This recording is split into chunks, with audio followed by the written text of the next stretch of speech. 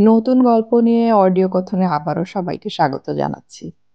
আজকে আমরা শুরু করতে যাচ্ছি শীর্ষেন্দু মুখোপাধ্যায়ের উপন্যাস গঞ্জের মানুষ।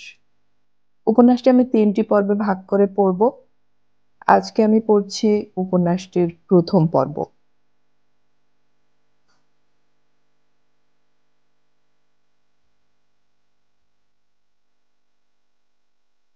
হতাশ ভঙ্গিতে হাত উল্টালো জগন্নাথ। কি কলকৌশল ইঞ্জিনিয়ার সাহেবের! অত দূরে থেকেও এখানকার একজনের হৃদয়ের কলকব্জা নেড়ে দিচ্ছেন। বনলতা উত্তর দিল না, চোখ বুজে এলিয়ে থাকলো। মুখে মৃদু একটু হাসি, সুখ ও তৃপ্তির ডাকটিকিটের মতো লেগে আছে। জগন্নাথ চিত হয়ে শুয়ে সাদা সিলিং দেখল বাইরের শরতের গভীর নীল আকাশে বহুদূর বিস্তৃত রয়েছে জগৎ ও নক্ষত্রমণ্ডলী। তাদের দুজনের সঙ্গে যোগসূত্র ও পারস্পর্যহীন যা কিছু আছে তার আর আপাতত কোনো অর্থ নেই জগন্নাথের কাছে। অস্ফুটভাবে কাকে যেন ধন্যবাদ দিল, কেননা এক গভীর স্বপ্নময় সুখবোধ তাকে আচ্ছন্ন করছিল। সে চোখ বুজে থাকল। আস্তে আস্তে কড়া নাড়ার শব্দ হচ্ছিল। আচ্ছন্নতার ভিতরে থেকে প্রথমটা খেয়াল করেনি। আবার শব্দ হতেই ঘাড় তুলে জগন্নাথ দেখল বনলতা ঘুম ভেঙে চেয়ে আছে। অসময়ে কে আসবে? মাথাটা আবার বালিশে ফেলে জগন্নাথ বলল, দেখো তো কে এলো। দরজা খুলে বনলতা দেখে দরজা ঘিরে ৪-৫ জন অল্প বয়সী ছেলে, ২০-২২ বছরের। প্রথম যার উপর চোখ পড়ল সে মুখোমুখি দাঁড়িয়েছিল। বনলতা দরজা খোলার পর সে ধীরে সুস্থে চোখ থেকে গগলস নামালো। চেহারাটা কর্কশ, মুখে বখাটে একটু হাসি। খুব অল্প সময়ে বনলতা টের পেল ছেলেটার তাকানোর ভঙ্গিটা ভালো নয়। প্রায় ভ্রু কুঁচকেই বনলতা জিজ্ঞেস করল, কাকে চাই? ডক্টর বোস বাড়িতে আছেন? বনলতা সরতে পারলে বাঁচে। মাথা নেড়ে বলল, দাঁড়ান, ডেকে দিচ্ছি। ততক্ষণে উঠে পড়েছে জগন্নাথ। কোমরে ধুতিটা ঠিকমতো জড়িয়ে নিয়ে এগিয়ে গিয়ে বলল, কি ব্যাপার? সেই ছেলেটা একটু হেসে বলল, আপনার কাছে এসেছিলাম স্যার। জগন্নাথের মনে পড়ল না এরা তার ছাত্র কিনা। বস্তুত ছাত্রদের মুখ খেয়াল থাকে না তার। জিজ্ঞেস করল, তোমরা কি আমার ছাত্র? না স্যার, আমরা কারুরই ছাত্র নই। ছেলেটা খুব উত্তাপহীন গলায় বলল। সঙ্গে সঙ্গে একটু চাপা হাসির শব্দ হয় তার দল থেকে। একটু থমকে গিয়ে আবার সামলে নেয় জগন্নাথ। হাসি মুখে বলে, ও ভুল হয়েছিল, কি চাই ভাই আপনাদের? আপনার চাঁদাটা স্যার। হিপ পকেট থেকে বিল বই বের করতে করতে বলল, পাড়ার পুজো। ও, এক ধরনের স্বস্তি পেল জগন্নাথ। কেন তা বুঝল না। বলল, ১ মিনিট দাঁড়ান, দিচ্ছি। ঘরে এসে ব্র্যাকেটে ঝোলানো পাঞ্জাবির পকেটে সে দেখে বনলতা চুল আঁচড়াচ্ছে। জগন্নাথের দিকে চেয়ে চাপা গলায় বলে, কি চায়? চাঁদা। কি অভদ্র চোখ দেখেছ? বনলতা বিরক্তির সঙ্গে বলল, দাঁতে ফিতে কামড়ে। আস্তে, জগন্নাথ সতর্ক করে দিয়ে হাসল। বলে, ওদের দোষ দেয়া যায় না, যা রূপ। ২ টাকার নোটটা নিয়ে আবার দরজার কাছে এসে দেখে ছেলেটা মুখ নিচু করে রসিদ লিখছে। লেখা হলে রসিদটা হাত বাড়িয়ে দিল ছেলেটা। জগন্নাথ রসিদটা আর দেখল না, কারণ ভয় হলো দেখলেই বিচ্ছিরি রকমের ভুল বানান চোখে পড়তে পারে। ছেলেটা কিন্তু টাকা নিতে হাত বাড়িয়েই হাত টেনে নিল। ভ্রু কুঁচকে বলল, এ কি, ২ টাকা? কথার ধরনটা ভালো লাগলো না জগন্নাথের। স্পষ্ট বিরক্তির ভাব। তবু হাসিটুকু লেগেই ছিল জগন্নাথের মুখে। সে বলল, কেন, এই তো যথেষ্ট। যথেষ্ট? ছেলেটা অল্পক্ষণ স্থির চোখে জগন্নাথকে দেখে নিয়ে বলল, রসিদটা দেখুন, আপনার নামে ১০ টাকা লেখা হয়েছে। ১০ টাকা? জগন্নাথ একটু চোখ বড় করে বলে, কেন? ওরকমই সকলে দেয় এখানে। শান্ত জবাব পাওয়া গেল। পেছনে যারা ছিল তাদের মধ্যে একজন, যার রং ফর্সা এবং মুখশ্রী শান্ত, সে একটু হেসে বলল, আপনারা যদি একটু বেশি না দেন তাহলে। তার কথা শেষ হওয়ার আগেই সামনের ছেলেটা ফিরে তার দিকে একটু তাকালো, কর্তৃত্বের ভঙ্গি। ছেলেটা চুপ করে গেল। সামনের ছেলেটির মুরব্বিয়ানা যেন বড্ড বেশি। এতটা ভালো নয়। জগন্নাথের ভিতরে একটা ছোট্ট রাগ তৈরি হচ্ছিল। তবু শান্ত ভদ্র গলায় সে বলল, আমাকে কতটুকু জানেন আপনারা? 2 টাকার বেশি দেয়ার ক্ষমতা আমার নাও থাকতে পারে। অন্য কেউ কোনো কথা বলল না। সামনের ছেলেটি আবার শান্তভাবে অতিরিক্ত আত্মবিশ্বাসের সঙ্গে প্রায় জোর গলায় বলে, চাঁদার রেট আমরা ঠিক করিনি। সকলের সুবিধার জন্য পাড়ার 5 জন ভদ্রলোক সেটা ঠিক করে দেন। আপনি এ পাড়ায় নতুন, হয়তো নিয়মটা জানেন না। কথাগুলোর মধ্যে অযৌক্তিকতা কিছু ছিল না, কিন্তু ছেলেটি প্রায় অপমানসূচক হেলাফেলার ভঙ্গিতে বলল, জগন্নাথ যদিও এদের বয়সী ছেলেদের পড়ায়, তবু অমন কর্কশ চেহারার ছেলে কদাচিৎ দেখেছে। ক্রমশ রেগে গেলে তার মুখ থেকে হাসিটা লুপ্ত হয়েছিল। এবার একটু রাগের সঙ্গেই বলল, পাড়ার কাউকে আমি চিনি না, তাছাড়া আমি কত চাঁদা দেব তা তারা ঠিক করবেন কেন? ঠিক আছে। ছেলেটা রাগ চটা। একটা লম্বা হাত জগন্নাথের দিকে বাড়িয়ে তেমনি শান্ত কিন্তু অন্তর্নিহিত রূঢ়তার সঙ্গে বলে, রসিদটা ফেরত দিন। জগন্নাথ দ্রুত চিন্তা করছিল। পারতপক্ষে বিরোধিতা করার কোনো ইচ্ছেই তার ছিল না। সে হয়তো টাকাটা দিয়েই দিত, কিন্তু ছেলেটা এইমাত্র যা বলল তা ইচ্ছাকৃত অপমান। বিশেষত সে স্পষ্টই টের পাচ্ছিল যে বনলতা ঠিক তার পেছনের দরজায় আড়ালটিতে এসে দাঁড়িয়েছে। সে মৃদু পাউডারের গন্ধ পাচ্ছিল। বনলতার সামনেই ঘটনাটা ঘটছে। সে তাই স্পষ্ট রাগের গলায় বলল, বেশ, এই নিন, বলে রসিদটা ছুঁড়ে দিল সামনে। হাওয়ায় কাগজের টুকরোটা উড়ে যাচ্ছিল। ছেলেটা উড়ন্ত কাগজটাকে ধরে পলকে মুঠোয় দলা পাকিয়ে ফেলে সেটা জগন্নাথের পায়ের কাছে আক্রোশে ছুঁড়ে ফেলে চেঁচিয়ে বলল, আর ওই বেগার্স! সেই ফেটে পড়া চিৎকারটা জগন্নাথকে জোর ধাক্কা দিল একটা। ছেলেটার গলায়, মুখে ও হাতে ঝোঁকের মতো ফুলে উঠছে শিরা উপশিরা। তার বন্ধুরা তার কাঁধে হাত দিয়ে মৃদুস্বরে কি বলে তাকে থামানোর চেষ্টা করছিল। কোনো কথাই জগন্নাথের কানে গেল না। সে বুঝতেই পারল না ওরা এত রাগ কেন।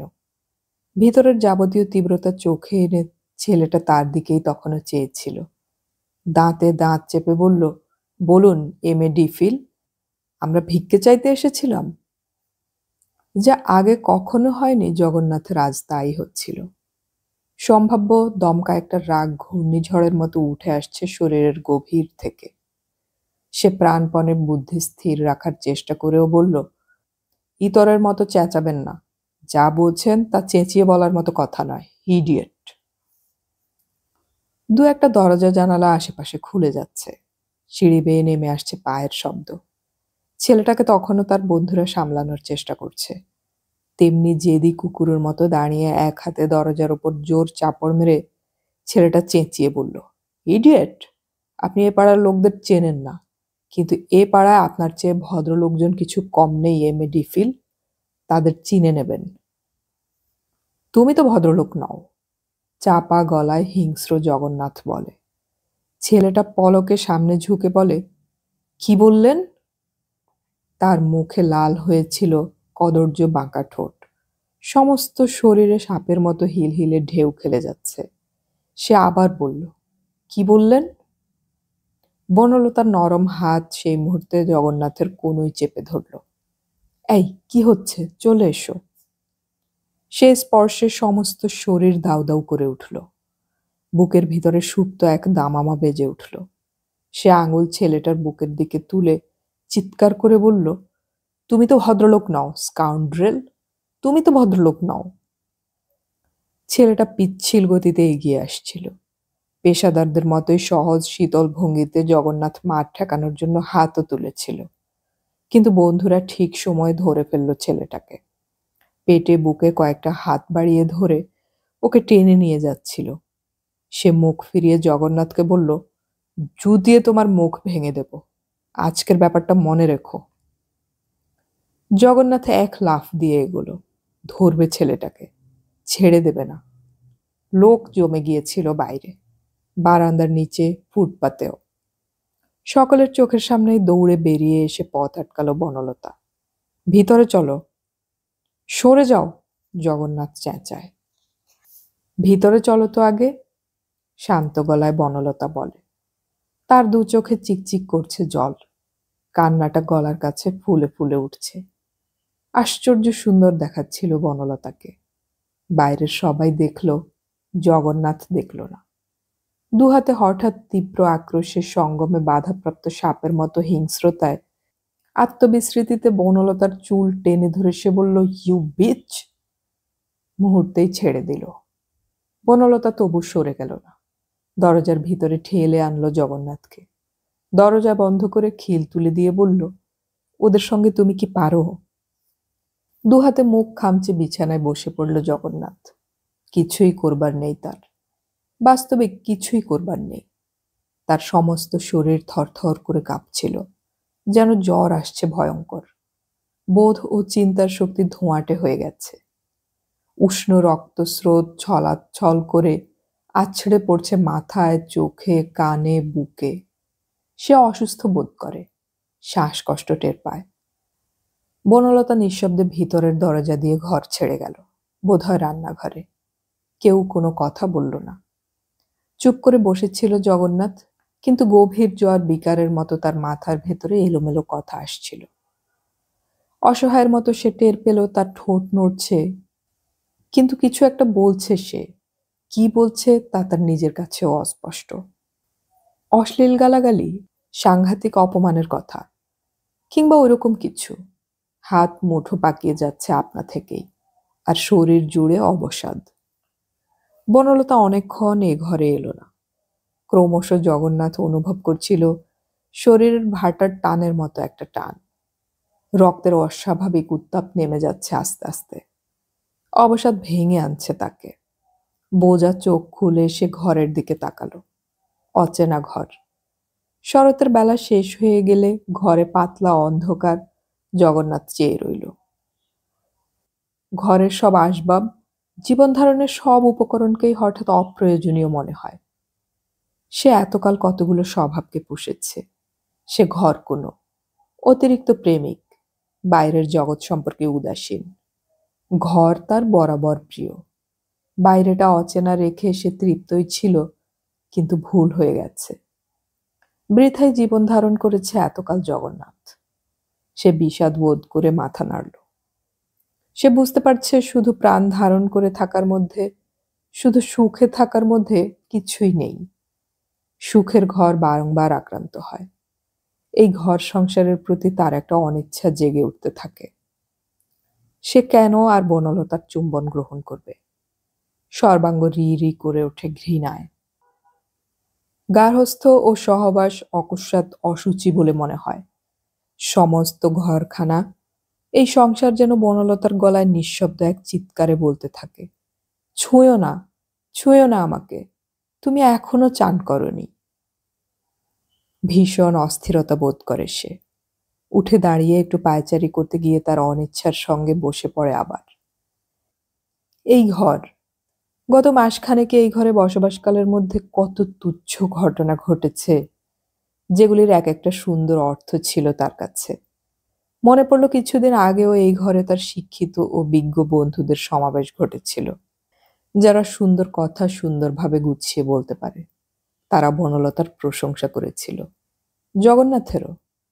তারা ফ্ল্যাটটার প্রশংসা করেছিল, পাড়াটারও। এই ঘরে এসে গেছে বাউন্ডুলে অরিজিৎ, যাকে অপমান করেই প্রায় বিদায় দিয়েছে জগন্নাথ। চিন্তা করলে এতকাল কেবল সহৃদয় এবং সুন্দর পরিবেশই খুঁজে এসেছে জগন্নাথ। সহৃদয় বন্ধু, বাড়িওয়ালা, ট্রামে বাসে সহৃদয় কন্ডাক্টর, বাজারে সহৃদয় বিক্রেতা, কলেজে সহৃদয় ছাত্র ও সহকর্মী। সুন্দর স্ত্রী, ছিমছাম বড়লোকদের পাড়ায় সুন্দর ফ্ল্যাট। এতকাল এসবে কি চায়নি জগন্নাথ? কে না চায়? কিন্তু এখন তীব্র ও রহস্যময় এক অনিচ্ছার ভিতর দিয়ে সে অনুভব করে যে এই সব কিছুর তার কাছে প্রয়োজন শূন্য হয়ে গেছে হঠাৎ। সে জানে এবং বোঝে আজকের বিকেলের এই ঘটনাটুকুও তার আয়ুষ্কালের তুলনায় অতি তুচ্ছ। একদিন সব কিছু ভুল পড়ে যাবে। তবু এরই মধ্যে কোথাও আবহমান কালের সত্যের চেহারা কাছে ধরা পড়ছিল। অনেকক্ষণ আচ্ছন্নতার ভিতরে রইল সে। এক একবার চোখ বুজেই টের পেল বনলতা ঘরে এলো। টুকটাক করে কি যেন করলো, আবার চলে গেল। লজ্জায় চোখ খুলল না। বনলতার শরীর থেকে ছড়িয়ে প্রসাধনের সৌরভ তার কাছে অস্বস্তিকর লাগছিল। অবশেষে রাত্রিবেলা বনলতা খেতে ডাকলে কিছুক্ষণের জন্য বাস্তবতার মধ্যে ফিরে আসে সে। নিঃশব্দে খেতে বসল। খেলো সামান্যই, এবং বনলতা সেজন্য অনুযোগও করল না। হয়তো তার প্রতি এক ধরনের সাময়িক ঘৃণা এসেছে বনলতারও। ভেবে ভারী খুশি হলো জগন্নাথ। বনলতার ঘৃণা যে এত উপাদেয় হতে পারে তা কখনো কল্পনা করেনি সে। রাত্রি গভীর হলে বনলতার অসহনীয় নৈকট্যে শুয়েছিল জগন্নাথ। চোখ বুজে সে ঘোর ঘোর দৃষ্টিতে দেখছিল ভীষণ অ্যাভালেন্স নামছে। দুরন্ত তুষার ঝড়, দুর্নিরীক্ষ পাহাড়ের চূড়া, তবু কারা যেন চলেছে। নিচে নিরাপদ পৃথিবী, গৃহ ও প্রিয়জনের সঙ্গে যোগসূত্রহীন তাদের যাত্রা। সে দেখল প্রচণ্ড ঝড়ে সমুদ্রে চলেছে নৌকা, অর্ধনগ্ন কয়েকজন মানুষ মরণপণ চেপে ধরে আছে হাল। কুলকিনারাহীন সমুদ্রের শেষ দেখবে তারা। পৃথিবী জুড়ে চলেছে মানুষের লড়াই। সেই সব লড়াইয়ে মানুষের কর্কশ কণ্ঠস্বর তার ঘুমের মধ্যে ভেসে আসছে। তারা তার নেম প্লেটে থুথু ছিটিয়ে দিচ্ছে, তার সুন্দরী স্ত্রীর প্রতি ইঙ্গিত করে পরস্পর হাসছে। তারা তার মেদবহুল চেহারার দিকে ছুঁড়ে দিচ্ছে দুয়ো।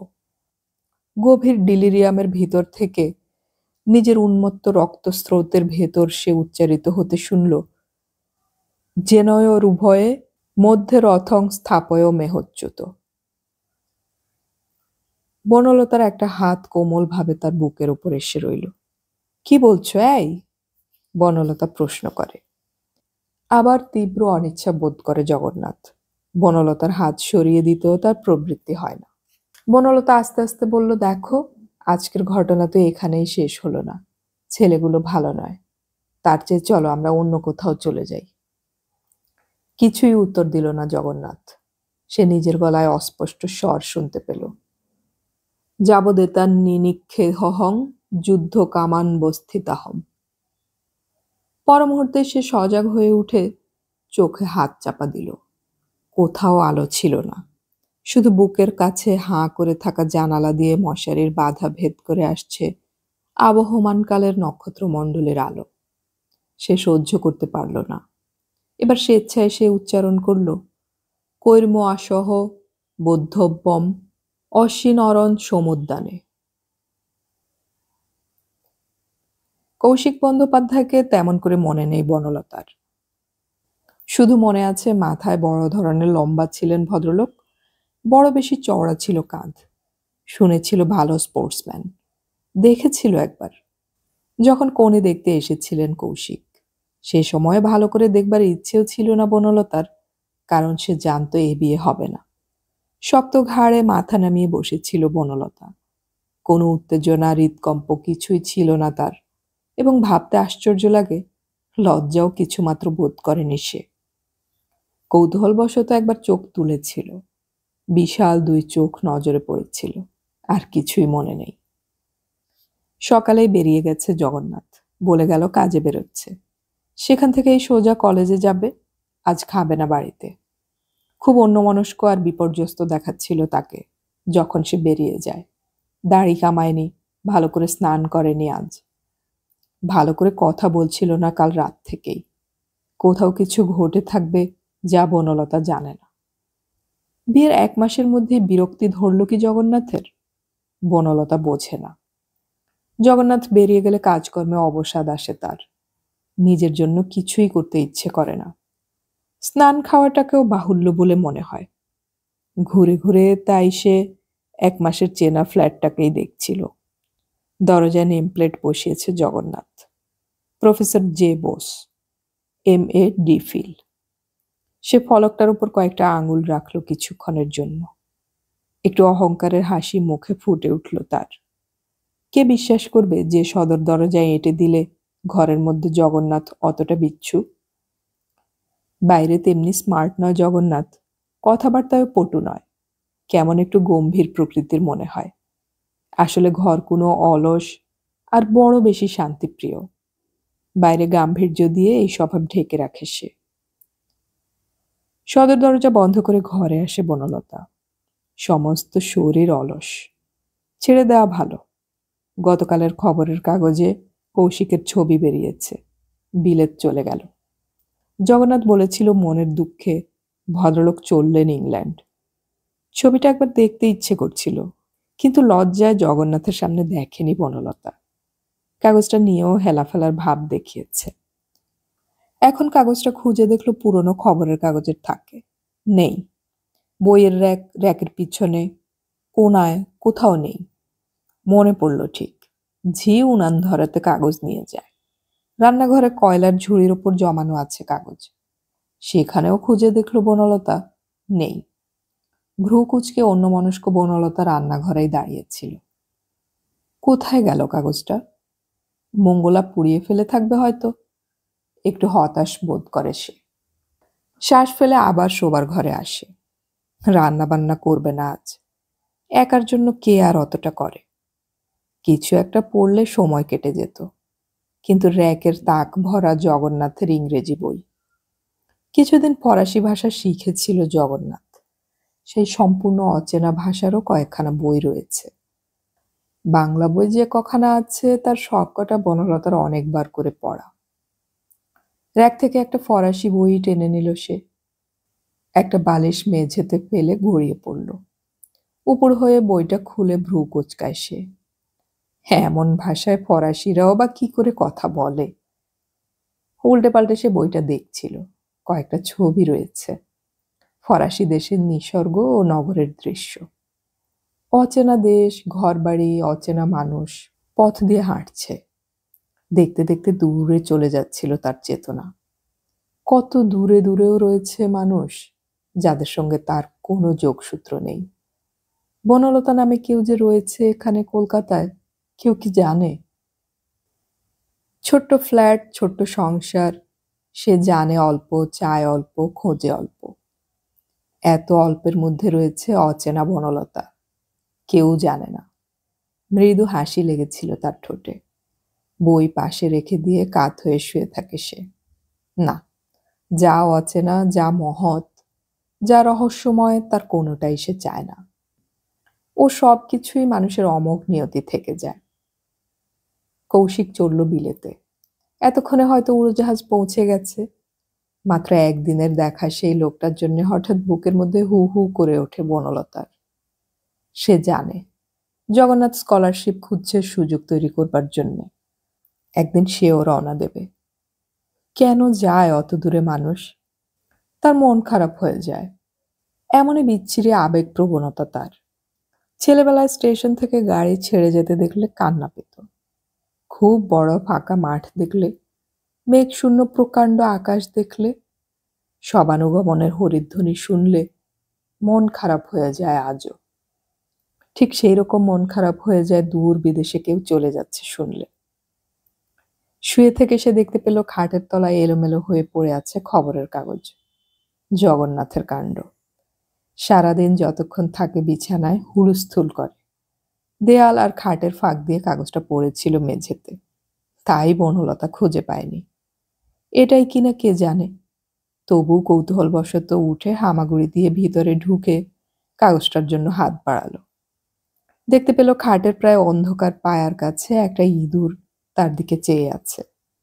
বনলতা তার চোখে চোখ পড়তেই বলল, টুকি। ইঁদুরটা লাফিয়ে পালায়। মুখে মৃদু হাসি। কাগজটা টেনে নিয়ে মেঝের ওপর সেটার ধুলো ময়লা ঝেড়ে ফেলে দুইয়ের পাতাটা খোলে সে। খবরের কাগজ থেকে কৌশিক বনলতার দিকে চেয়ে হেসে আছে। বনলতা ছবির দিকে চেয়ে রইল। বয়স 27-28-এর বেশি নয়। ছবিতে আরো ছেলে মানুষ দেখাচ্ছে। গলায় টাই বাঁধা, পরনে স্যুট। বাঙালি বলে চেনাই যায় না। শক্ত কাঠামোর ওপর প্রাণ সারা চেহারা। চোখের চাউনিতে হাসিটা ছড়িয়ে রয়েছে। তবু বোঝা যায় সহজে পোষ মানে না। যা চায় তা সহজে ছেড়েও দেয় না। ঠিক তার বাবার মতো। বাবার কথা মনে হলে সে একবার ভ্রু কোচকাল। পর মুহূর্তে ছবির দিকে চেয়ে মৃদু একটু হেসে বনলতা ফিসফিস করে বলল, হাউ ডু ইউ ডু? তারপর হেসে গড়িয়ে পড়ল বালিশে। একরাশ এলোমেলো চুল ছড়িয়ে পড়ল চারধারে। বুকের উপর খোলা খবরের কাগজ মৃদু হাওয়ায় পাশ ফিরছে। ইঁদুর কাগজ কাটছে কোথাও, কুটকুট শব্দ। সেই ইঁদুরটাই কি যে বনলতাকে দেখেছিল খবরের কাগজ তুলে নিতে? আর কোনো শব্দ নেই। শহরতলির ভিতরে ক্রমশ প্রবেশ করছে। রিমঝিম দুপুর। স্নান করেনি বনলতা, খায়নি কিছু দুপুরে। সেই অবস্থাতেই ঘুম পাচ্ছিল। মেঝের নিচে মাটিতে গভীর থেকে উঠে আসছে শীতলতা, ঘুম পাড়িয়ে দিচ্ছে। সে নিজের মাথার ভিতরে এক বিষণ্ণ উড়োজাহাজের শব্দ শুনতে পায়। কে যেন কেবলই দূরে সরে যাচ্ছে, সরে যাচ্ছে তাকে একা রেখে। মনের ভিতরে, মাথার ভিতরে কোথায় যেন আড় হয়ে বসে আছে ছোট্ট একটা কাঁটা। কখনো কখনো ভুল এসে স্পর্শ করে কাঁটাটিকে। চিন্তার ভিতরে, কাজ ও অবসরের ভিতরে, ঘুমের ভিতরেও তাই হঠাৎ হঠাৎ কেঁপে ওঠে বনলতা।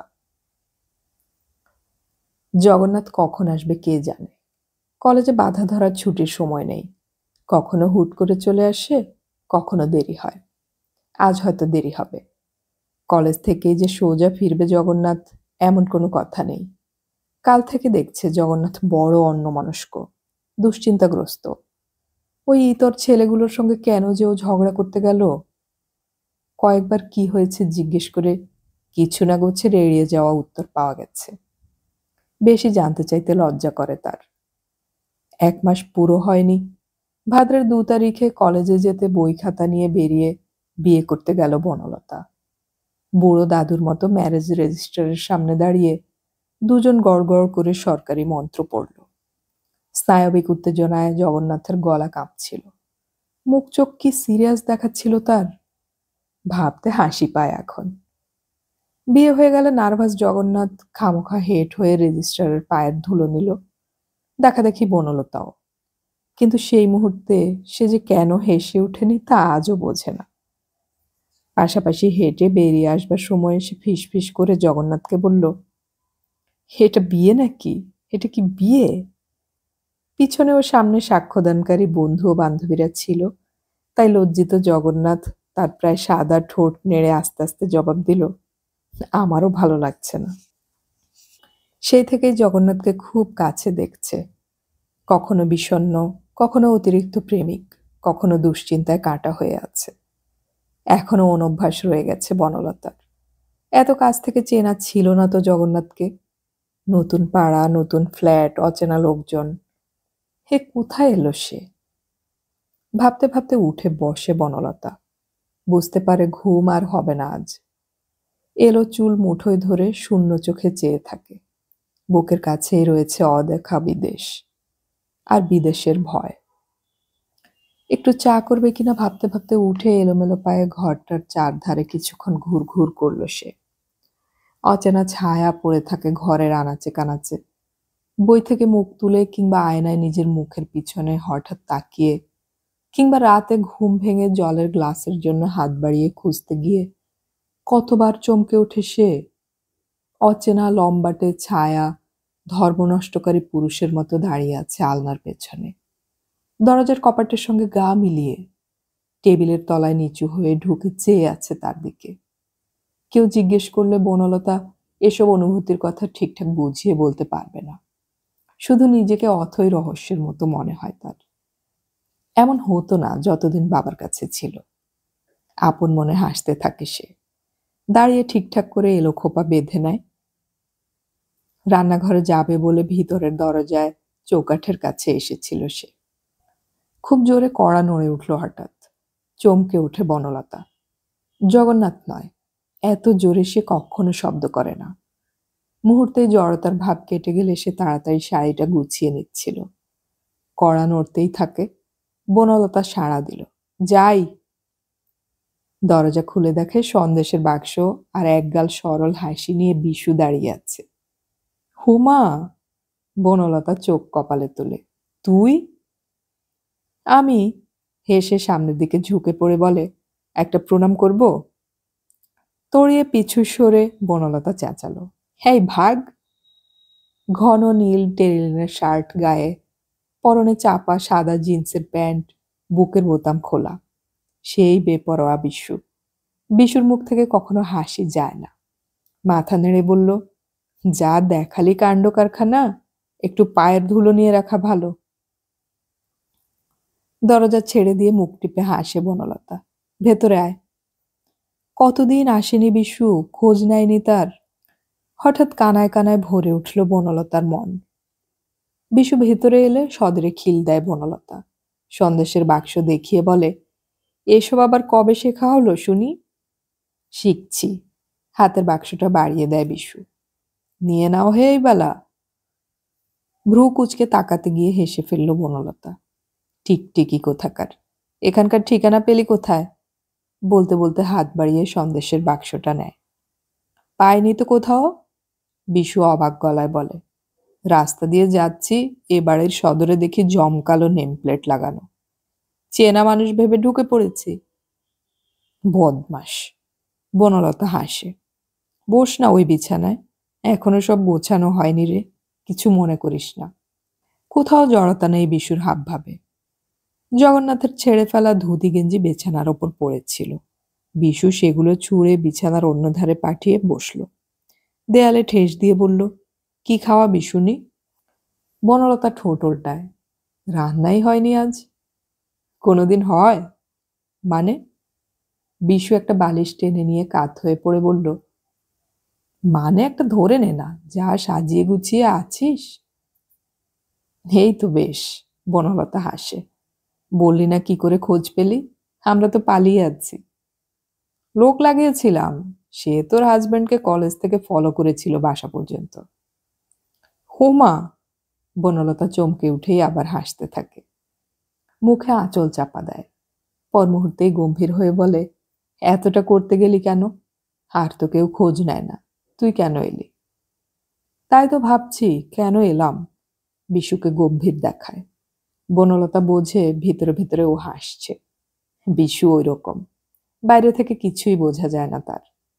এমন কিছু বয়স নয়, 24-25 হবে। এই বয়সেই রানাঘাটের কাছে কোথায় যেন পোল্ট্রি করেছে। হাঁস মুরগি নিয়েই মেতে আছে যে তা নয়। এটা ওর এক্সপেরিমেন্ট। ভালো না লাগলে আবার ছেড়ে ছুড়ে দেবে। কত কিছুই শুরু করলো বিশু, শেষ করলো না। কেমন আছিস? বড় উদাস শোনালো বিশুর গলা। ভালো লাগে বুঝি? বনলতা এলোমেলো হাঁটতে হাঁটতে বলল, সব ছেড়ে ছুড়ে দিয়ে এলাম, প্রায় এক বস্ত্রে। বিশু হাসল, শব্দহীন হাসি। উদাস দেখালো তাকে। নাটক হয়ে গেল না রে? বনলতা হাঁটতে হাঁটতে ভিতরের দরজার কাছে গিয়ে প্রশ্ন করে। একটু। তা হোক, বেশ করেছি। অস্থিরভাবে সে আবার টেবিলের কাছে আসে। জগন্নাথের টুথব্রাশটা খামোখা তুলে নিয়ে আবার শব্দ করে ফেলে দেয়। পর মুহূর্তে একটু লাজুক হেসে প্রায় ফিসফিস করে বলে, একটা কথা জিজ্ঞেস করি? বল না। সত্যি করে বলবি কে পাঠিয়েছে তোকে? বিশু আবার হাসে। যা ভাবছিস তা নয়। কি ভাবছি? যার কথা ভাবছিস সে পাঠায়নি আমাকে। বিশু মাথা নাড়ে। He is a tough guy. কার কথা ভাবছি কি করে বুঝলি? বোঝা যায়। বিশু বলে, একজনের কথাই তুই ভাবতে পারিস। বনলতা থমকে গেল। ক্রমশ মুখ চোখ কোমল হয়ে এলো। তার চোখের পাতা ভারী হয়ে নামল। প্রায় স্খলিত কণ্ঠে বলল, আমার আর কেউ নেই, সে তুমি জানো। অন্য সময় হলে এ কথা হাস্যকর শোনাতো বিশুর কাছে। বলে ফেলেই বনলতার ভয় করছিল। কিন্তু বিশু হাসল না। স্বাভাবিক চপল গলাতে বলল, এখন আরেকজন তো হয়েছে তোর, professor J Bose, MA DPhil। হয়েছেই তো। বনলতা গলা চড়ালো। আরো হবে। আপনজন মানুষের বেড়েই যায়। বনলতা বলল, একটু বস, চা তৈরি করি। আমার জন্য কষ্ট করতে হবে না, চা ছেড়ে দিয়েছি। প্রায় দুধ খাই এখন, খাঁটি গরম দুধ। বনলতা ঠোঁট উল্টালো। তোমার জন্য চা করছি না, নিজের জন্যই করতে যাচ্ছিলাম। আর দুধ টুধু চেও না, ওসব কলকাতার ফ্যাশন নয়। বনলতা চলে যাচ্ছিল। বিশুই ডাকলো আবার, এই শুনে যা। কি? ভিতরের দরজায় চৌকাঠ থেকে মুখ ফেরালো বনলতা। কাছে আয়। বনলতা আস্তে আস্তে ফিরে ঘরের মাঝখানে দাঁড়ায়। তার বুক কাঁপছিল এবার, বিশুর গলা শুনে। প্রায় ফিসফিস করে বলল, কি বলছিস? যার কথাই ভাবছিস তার কথাই বলছিলাম। হঠাৎ গাম্ভীর্য ঝেড়ে ফেলল বিশু। হাসি মুখে বলল, তোর বাবার কথা। আজ সকালে এসে দেখা করতে গেলাম, দেখি বারান্দায় মোড়া পেতে বসে ব্লেডে নখ কাটছেন। স্বাস্থ্য তেমনি সাংঘাতিক আছে, রং ফেটে পড়ছে গায়ে। ও, একটু বিবর্ণ দেখালো বনলতাকে। বিশু আঙুলে মাথার চুল জড়াচ্ছিল। বলল, কই, খুশি হলি না তো শুনে? ভালোই তো, ভালো আছে যখন আর চিন্তা কি। বনলতা বলল, দাঁড়া আসছি। আরেকটু দাঁড়া, হাসি মুখে বলল বিশু। বলছিলি সব ছেড়ে ছুড়ে এক বস্ত্রে চলে এসেছিস, কিন্তু মনে হচ্ছে কিছুই ছাড়তে পারিসনি। কি বা ছাড়ার আছে? ভ্রু কুঁচকে বলল বনলতা। এখন বুঝতে পারছি ছেড়েই দিল সবাই। বিশু তেমনি হাসে, আঙুলে চুল জড়ায়, বলে, ঠিক না। বিশ্বাস কর, তাড়াহুড়ো করে বলল বনলতা। আমি চাই না আমার জন্য আর কেউ ভাবুক। ডক্টর বোসও নয়? বনলতা হেসে ফেলল। এত বোকা তুই যে সেই একটা নামই করলি। বিশু এবার হাসল। তোর বাবার কথা এখনো শেষ হয়নি। যতদূর জানি তুই চলে আসতে তিনি বিচলিত হননি। তোর বিয়ের পরদিনও অফিসে গিয়েছেন। বিরক্ত হয় বনলতা। তাতে কি হলো, আমারই বা কি হয়ে গেছে? বিশু সহজ সুরে বলল, কিন্তু শুনলাম দিন 20 আগে তোর বাবার একটা স্ট্রোক হয়, থ্রম্বোসিস। বিচ্ছিরি অবস্থা হয়েছিল। বনলতা উত্তর দিল না। যেখানে দাঁড়িয়েছিল সেখানেই হঠাৎ হিম হয়ে জমে গেল তার পা। বিশু তাড়াতাড়ি উঠতে যাচ্ছিল, কি ভেবে আবার বসে পড়ল। বলল, ঘাবড়াসনি, এখন ঠিক আছে। তবে আমার মনে হয় তোরা একটু খোঁজ খবর করলেও পারতিস। একেবারে ছেড়ে এলি কেন বুড়ো লোকটাকে? বনলতা আস্তে আস্তে চোখের জল মুছল আঁচলে। বলল, তাতে লাভ ছিল না কিছুই। মেনে নিত না বাবা। মানবে না কেন? বোস খারাপ পাত্র নয়, আমিও খোঁজ নিয়েছি। সেটা আমি কম জানি না, কিন্তু বাবা মাত্র এইটুকু সহ্য করতে পারে না যে জীবনে আমি একবারই জেদ রেখেছি, অবাধ্য হয়েছি তার। এখানে পাত্র বড় কথা নয়। কৌশিক ব্যানার্জিকে বাবার পছন্দ হয়েছিল, অথচ জানি ওরকম একটা ছেলেকেও যদি আমি নিজের ইচ্ছে বেছে নিতুম, বাবা খুশি হতো না। বাবা ওই রকম। যেখানেই হোক, যার কাছে হোক, সেই পোষ তো মানতেই হয়। বোধহয় চোখের জল গোপন করবার জন্যই বনলতা বিশুর দিকে পিঠ রেখে দাঁড়ালো। ধরা গলায় বলল, কেন মানব? হঠাৎ শ্বাস ফেলে বিশু বলল, বুঝলাম। কি বুঝলি? বনলতা ম্লান হেসে মুখ ফেরায়। তোর তো চালচুলো নেই, আপনজন বলতে কেউ নেই, তুই কি করে বুঝবি? বিশু একরকম হাসে। তাহলে বোধহয় ঠিক বুঝিনি। মাঝে মাঝে মনে হয় একমাত্র সন্তান হওয়া ভালো নয়। তার উপর মা, মাসি, পিসি গোছের কাউকে দেখিনি কখনো। সন্দেহ হয় আমার ভিতরে কিছু পুরুষালী স্বভাব রয়ে গেছে। তুই হয়তো ভাবছিস। বনলতা কথা শেষ করে না। কি ভাবছি? তেমনি ম্লান হাসিটুকু মুখে রেখে বনলতা বলে, কি জানি, হয়তো ভাবছিস আমি হৃদয়হীন, বাবার স্ট্রোক হয়েছিল শুনেও কেমন আছি। না তো, তোকে স্বাভাবিক দেখাচ্ছে না, বিশু আস্তে করে বলে। কিন্তু আমি বেশ আছি, ভালো আছি। তুই বাবাকে বলিস। বনলতা প্রায় ক্রুদ্ধ গলায় বলে। বিশু উত্তেজনাহীন হাসি হাসল। উনি তোর খবরের জন্য ব্যস্ত নন। আমি বরং আজ জিজ্ঞেস করলাম তোর কথা। উনি শুধু বললেন যে কোনো খবর রাখেন না। খুব স্বাভাবিকভাবে বললেন, দীর্ঘশ্বাসও ফেললেন না। গম্ভীর হয়ে গেলেন। হঠাৎ ফুঁপিয়ে উঠল বনলতা। আঁচলে মুখ চেপে রুদ্ধশ্বাসে বলল, তবে তুই কেন এলি? একটু চুপ করে থেকে বিশু বলল, কাঁদছিস কেন? যা করেছিস তা ভালোই, অন্যায় কিছু তো নয়। বলছিস তুই? বনলতা তখনও কাঁদছিল। কিন্তু তুই বললে কি আসে যায়? তুই আমার কে? কেউ না, বিশু হাসল। ছেলেবেলায় জানতুম তুই আমার ভাই। বড় হয়ে ভুল ভাঙল, দেখি তুই আমার কেউ না, রক্তের সম্পর্ক নেই। ওরকম ভুল কেন শেখানো হয়েছিল তবে? বিশু হাসে। কি সব বলছিস? অনেক সময় ভালো হবে ভেবেই লোকে ভুল শেখায়। হবে হয়তো।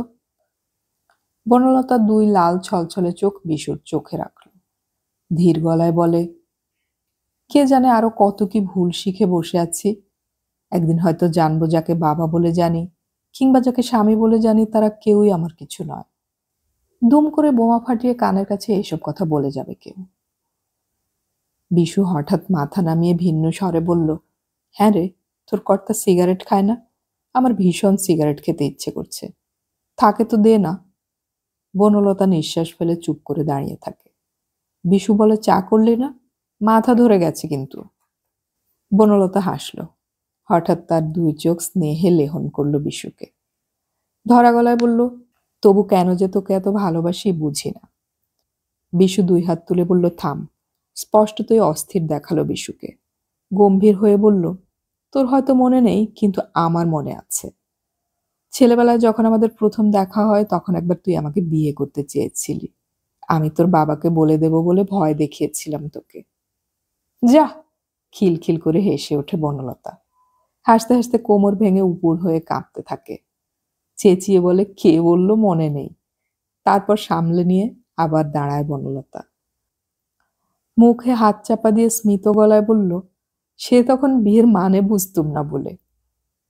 এখন বুঝিস? বিশু স্নিগ্ধ গলায় বলে। বনলতা কথা না বলে মাথা নাড়ল। হ্যাঁ, ছাই বুঝিস? বিশু উদাস গলায় বলে। মানে? মানে বললে তুই খুশি হবি না? বনলতা ভ্রু কোঁচকায়, যেন কত খুশি হওয়ার মতো কথাবার্তা বলছে আজ। বলবো? বিশু হেসে বলল, তুই বরাবর নাটক করতে ভালোবাসিস। বোসকে বিয়ে করার জন্য যতটা নয় ততটা নাটক করার জন্যই হঠাৎ বিয়েটা করলি। নইলে এটা নেগোশিয়েট করার সুযোগ ছিল। ছাই! বনলতা থমথমে মুখে বলল, বাজে কথা বলিস না। হয়তো আমারই ভুল, বলে বিশু। এবারে একটু চা করব না? কি বলবে একটু ইতস্তত করলো বনলতা। তারপর ফিক করে হেসে বলল, একটা কিম্ভূত তুই। পর মুহূর্তেই গম্ভীর হয়ে গেল। তোর কথা কিছুই শোনা হলো না, কিছু বলছিস না কেন? এই! বিশুর হাতে চায়ের কাপ দিয়ে বলল বনলতা। তারপর বসলো খাটের উপর। পাশাপাশি বসে বলল, কোথায় যেন কি সব ছাই ভস্য করছিস? একদিন তো নিয়েও গেলি না দেখাতে। বিশু বেদম জোরে চায়ে চুমুক দেয়, উত্তর দেয় না। বনলতা ওর চুলের মুঠি ধরে নেড়ে দিল। হেই! কি বলবো? বিশুর গলা উদাস। তোর কথা বল, কেমন আছিস ওখানে? ভালো, চমৎকার। দু চোখের বিষ। বনলতা স্নিগ্ধ হাসে। মন কেমন করে না তোর? কেন করবে? হঠাৎ বিশুর গলা খুব নরম শোনালো। বিশুর চোখ টানা টানা নয়, সুন্দর নয়, তবু বনলতা দেখল কয়েক পলকের জন্য সেই চোখ স্বপ্নাতুর হয়ে গেছে। আস্তে আস্তে দূর গলায় বলল বিশু, জানিস, আমি একটা পুকুর কেটে মাছ ছেড়েছিলাম। এখন সেগুলো বড় হচ্ছে। আমাকে চিনছে ওরা। হাত থেকে খাবার ঠুকরে খেয়ে যায়, ভয় পায় না। আমার মুরগিগুলো কাঁধে এসে বসে, মাথায় ঠুকরে দিয়ে চেঁচায়। হাঁসগুলোও এমন চিনেছে, আমার সাড়া পেলে জল থেকেও ছুটে আসবে। কথা বলতে বলতে থেমে তেমনি চেয়েছিল বিশু। হাতের চা জুড়িয়ে যাচ্ছে, খেয়াল ছিল না ওর। সামনের দেয়ালের দিকে চোখ, অথচ দেয়ালেও নয়, কোথাও নয়। একটু অস্থির বোধ করে বনলতা। সেই অধিকার, সেই ভালোবাসার কথা এখানেও। বিশু হঠাৎ হাসে, মুখ ফিরিয়ে বলে, যাবি একদিন? চল না। যাব, বনলতা বলল। কিন্তু তোর মাছগুলো কি আমার হাত থেকে খাবে? ভয় পাবে না? বিশু ঠক করে চায়ের কাপ রেখে দিল। বলল, আজ ফিরে যাব, ট্রেন একটা রয়েছে এখন। হাত বাড়িয়ে বনলতার একটা হাত টেনে নিল। বেস্ট অফ লাক বনা, চলি। চোখে জল টলমল করছিল বনলতার। বলল, আবার কবে আসবি? ছেড়ে দিবি না বল। দূর পাগল, প্রায়ই আসবো। বিশু হাসে। আচ্ছা বনা। হাত তুলল। দরজা খুলে বারান্দায় নামলো বিশু, তারপর রাস্তায়। ঘুরে তাকিয়ে হাসল। বনলতা দরজার কাছ থেকে হাত তুলল, ফিস ফিস করে বলল, আচ্ছা বিশু। অনেকক্ষণ দাঁড়িয়ে রইল দরজায়।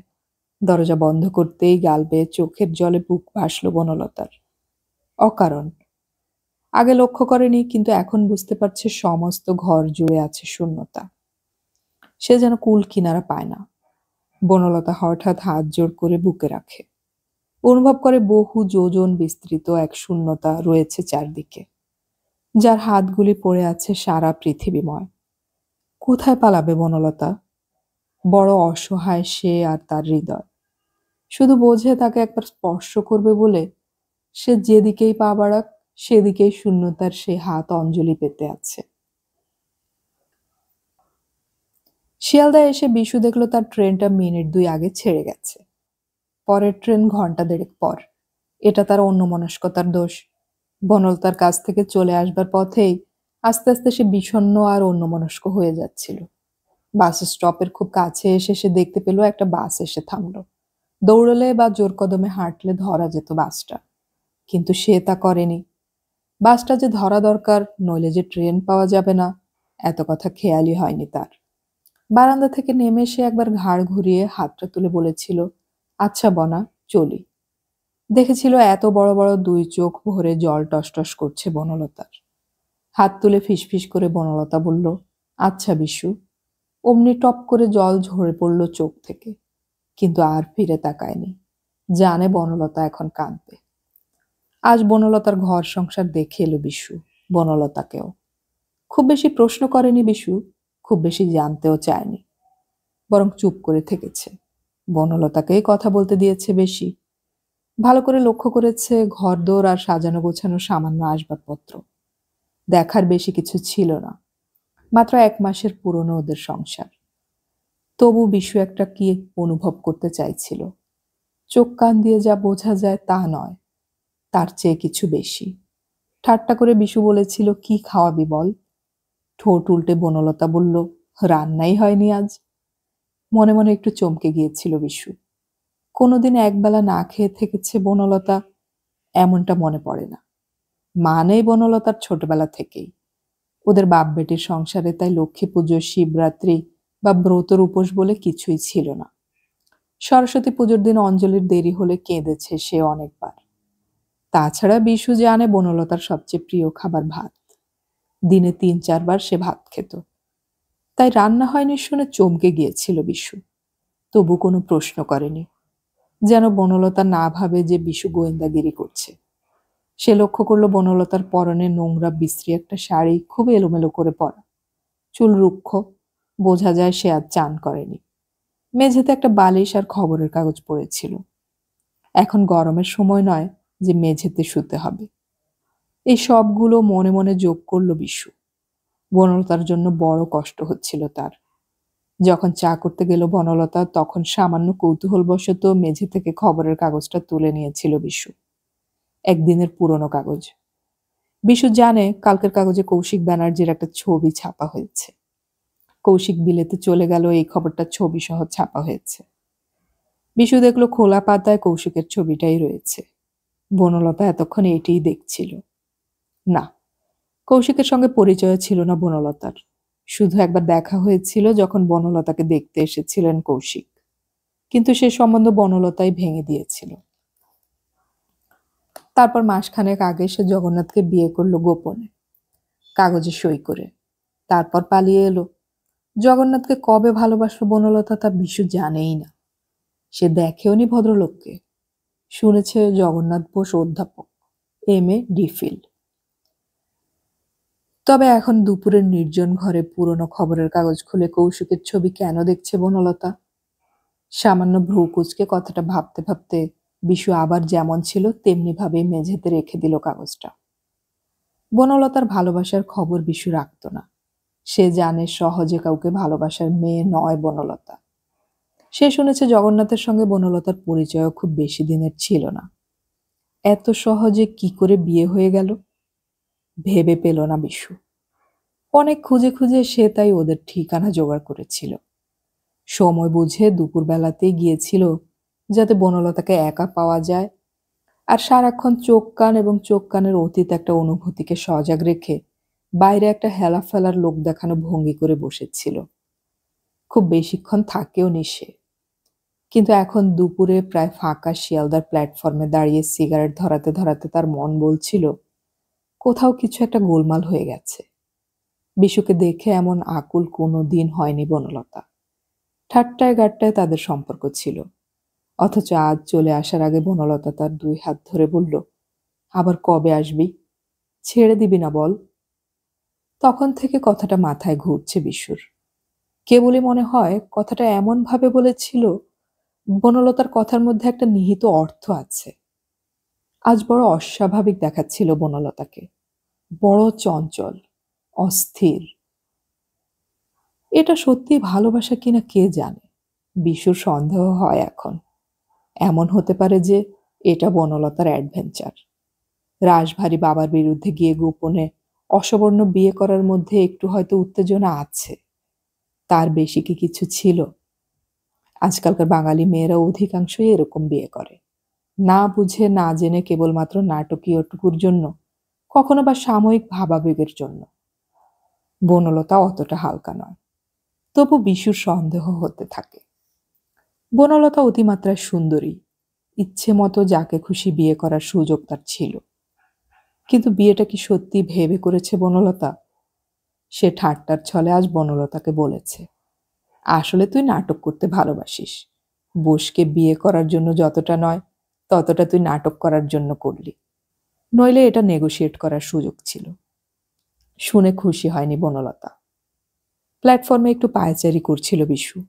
ঘড়িতে দেখলো এখনো 1.25 ঘন্টার উপর দেরি আছে গাড়ির। সারাটা দিন তার কলকাতায় কাটলো। এ শহরের ভিড় গন্ডগোল এখন আর তার ভালো লাগে না। রানাঘাটের কাছে তার ছোট্ট পোল্ট্রিতে পোষা হাঁস মুরগিগুলো তার অপেক্ষায় আছে। সে গেলেই ঝাঁপিয়ে আসবে, ঘিরে ধরে নিজেদের ভাষায় প্রশ্ন করবে তাকে, এতক্ষণ কোথায় ছিলে? দেরি করতে ইচ্ছে করছিল না তার, অস্থির লাগছিল। তবু এক সময় পায়চারি থামিয়ে এসে প্ল্যাটফর্মের বেঞ্চিতে বসল। বনলতার জন্য তার অস্থিরতা আরো বেশি, এটা সে টের পাচ্ছিল। অথচ ভেবে দেখতে গেলে বনলতা তার কেউ না। ছেলেবেলার বেশ দীর্ঘ একটা সময় সে বনলতাদের আশ্রয়ে ছিল। বনলতা জানতো যে বিশু তার ভাই। বিশু জানতো যে তা নয়। বনলতার মা ছিল না, ভাই বোনও আর কেউ ছিল না। শূন্য ফাঁকা বড় বাড়িটায় একা একা তার দিন কাটত না। তাই বিশুকে এনে দেয়া হলো তার ভাই বলে। বড় হয়ে উঠে বনলতার সে ভুল ভেঙেছিল। কেঁদে সারা হয়েছিল সে। তারপর বরং আরো গভীর হয়েছিল তাদের সম্পর্ক। বনলতা জানে বিশু তার ভাইয়ের চেয়েও কিছু বেশি। বিশু জানে বনলতা তার বোনের চেয়েও কিছু বেশি। কিন্তু ঠিক যে কি তা কেউই জানে না। কিশোরী বয়সে একবার না বুঝে বনলতা বিশুকে জিজ্ঞেস করেছিল, বিশু, আমাকে বিয়ে করবি? সে কথা মনে পড়লে আজও হাসি পায় বিশুর। না, বনলতাকে কোনোদিনই বিয়ে করার কথা ভাবতে পারেনি বিশু। সে ছিল বনলতার খেলার পুতুল। বনলতা তাকে ঝিনুকে করে দুধ খাওয়ানোর নকল খেলা খেলছে, ঘুম পাড়িয়েছে, কখনো বা পুতুলের মতো সাজিয়েছে তাকে। বনলতার সেই সব আদর মনে পড়লে আজও মাঝে মাঝে মন উদাস হয়ে যায় বিশুর। সে জানে যে সে প্রায় কুড়িয়ে পাওয়া ছেলের মতোই নিরাশ্রয় ছিল। দেশভাগের পর সেই ভীষণ গণ্ডগোল, অনিশ্চয়তায় দিশেহারা তার শিশু মনটি বনলতার কাছে এসে স্থির হয়েছিল। মাঝে মাঝে ভাবে বিশু, একদিন যখন বনলতার সুখের সংসার ধনে জনে ভরে উঠবে, তখন সে বনলতার কাছে গিয়ে বুড়ো বয়সে বলবে, বনা, এতদিন আমি তোর ভাই ছিলুম খেলার পুতুল। আজ তুই আমাকে তোর ছেলে করে নে, আমি তোর বুড়ো ছেলে বনা। এসব কথা কখনো বনলতাকে বলেনি বিশু। শুনলে তেড়ে মারতে আসবে বনলতা। বনলতার 22 চলছে আর তার 27। তবু নিজের কাছে স্বীকার করতে বাধা নেই বিশুর যে সে বনলতাকে ঠিক অতটা ভালোবাসে। সে জানে, অন্তর থেকে জানে, বোন বলেই হোক মা বলেই হোক, বনলতার সঙ্গে আমৃত্যু তার একটা সম্পর্ক থাকবেই।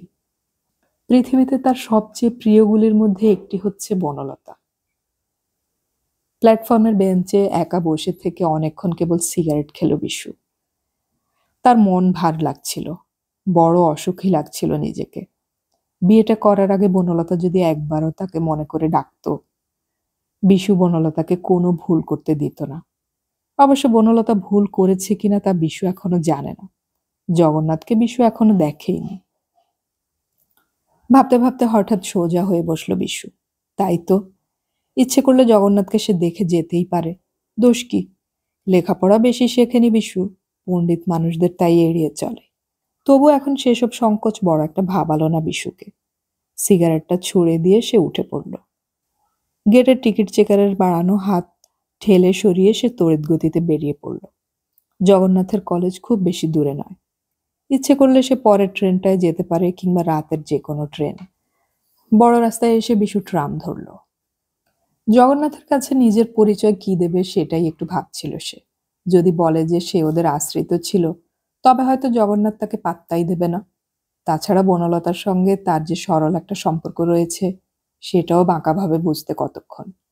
তাছাড়া জগন্নাথের কাছে গিয়ে কি বা জানবে বিশু? চেহারা দেখে আর দু চারটে কথা বলে আর কতটুকু জানা যায়? আর যদি সত্যিই দেখে জগন্নাথ বনলতার ঠিক স্বামী নয়, যদি দেখে জোর মেলেনি, তবে বিশুর আর কি করার থাকবে? চিরকালের জন্য বনলতাকে অসুখী জেনে ফিরে আসবে কি সে? তবু তাও ভালো, রহস্য পরিষ্কার হয়ে যাক। তারপর না হয় সে তার পোল্ট্রির হাঁস মুরগির কাছেই পালিয়ে যাবে, আর আসবে না কখনো কলকাতায়, কিংবা মুখোমুখি হবে না বনলতার কোনোদিন। এক সময় তার এও মনে হলো যে সে অকারণ বাড়াবাড়ি করছে। আসলে পালিয়ে বিয়ে করার পর মনের অবস্থা এরকমই হয়। হয়তো বাবা বা বিশুর কাজ ছাড়া হয়ে থাকার প্রথম ধাক্কাটা লেগেছে। বনলতা আবার সামলে উঠবে। হয়তো জগন্নাথের সঙ্গে একটু মান অভিমানও চলছে তার, ঠিক হয়ে যাবে। কিন্তু আপন মনে আবার মাথা নাড়ে বিশু। তা নয়, বনলতার নারী নক্ষত্র তার জানা।